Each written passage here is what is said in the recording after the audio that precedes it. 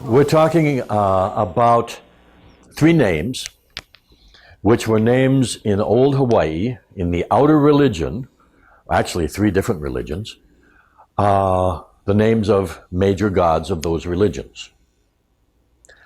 And see, a lot of people don't realize this. The Hawaiians had a wide variety of different religions with different priesthoods and different temples and different practices. Okay? And so there was the priesthood of Kane and the priesthood of Lono and the priesthood of Ku. And as far as the Kane was a very, very old one, and in later days it was the smallest one. But Lono and Ku were so strong as religions in old Hawaii that different parts of the year they were allowed to dominate. Their practices and their priests were allowed to dominate different parts of the year. Winter was primarily Lono time. And the summer, which is the rest of the year, was winter.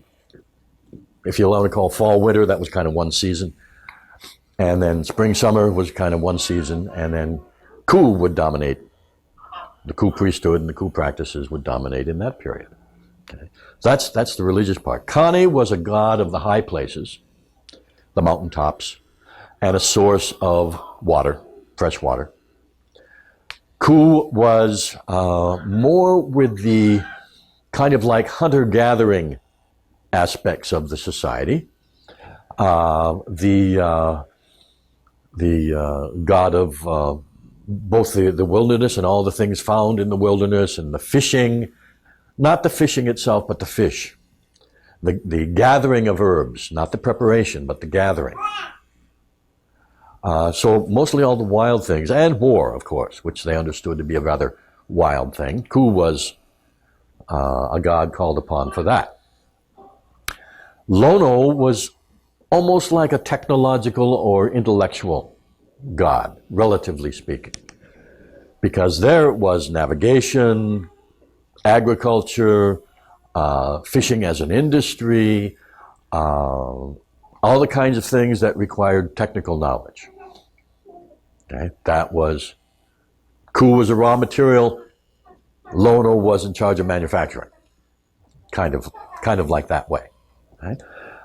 In the later times, when the Westerners began to come, they had no concept that this society was as sophisticated as it was, or that it could have so much variety. And when you go to a new place, you want to lump everything together.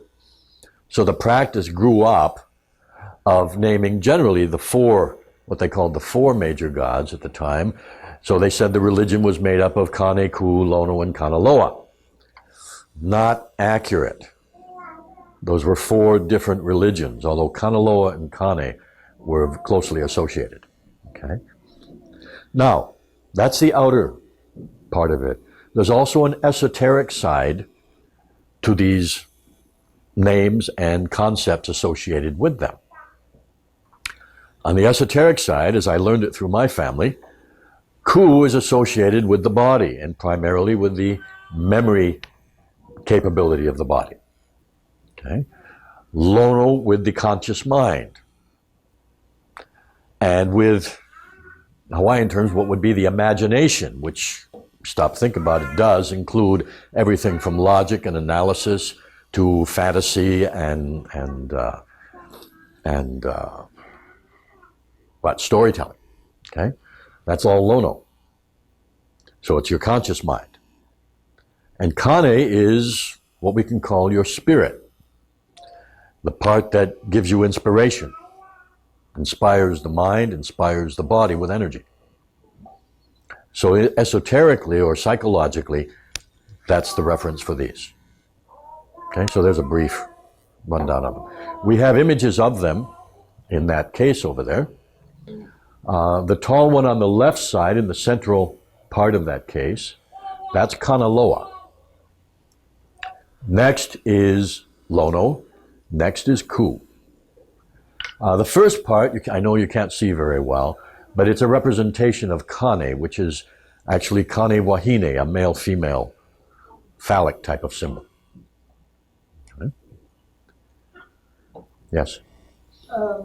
Was Kane synonymous with the term Aumakua? No. Well, okay. Hawaiian's a tricky language. Everything depends on context. Okay? So,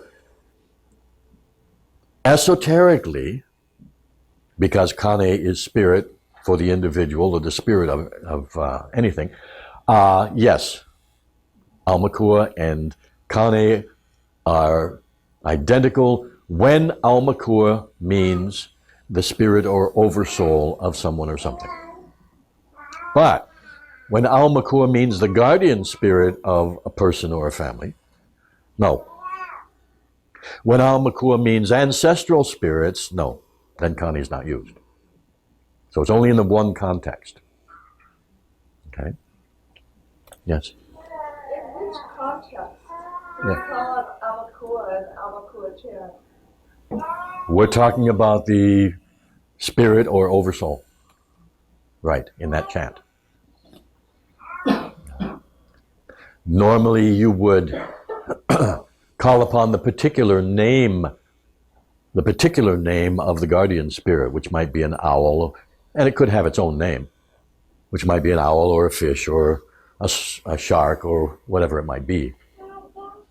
You say spirit and oversoul. What about soul? Or oversoul is used as soul. What about soul? Well, no. There's a problem with soul in the English language, and probably in other languages as well, because it's not a real clear definition by what is meant. When soul means essence, it's the same as spirit, because that's what spirit means. Okay? But when soul is used in different ways, for instance, in parts of the Christian Bible, and this is a Christian minister told me this, he says soul really means the conscious mind. When you see soul in many parts of the New Testament, soul means the conscious mind because that's what you can lose and sell and give over to someone else. You can't do that with your spirit. Okay? So again, depending on context, even in English, it matters. Yeah. But then soul versus oversoul? Well, oversoul is a term that is like, all right, let's take yourself. You're Aumakua.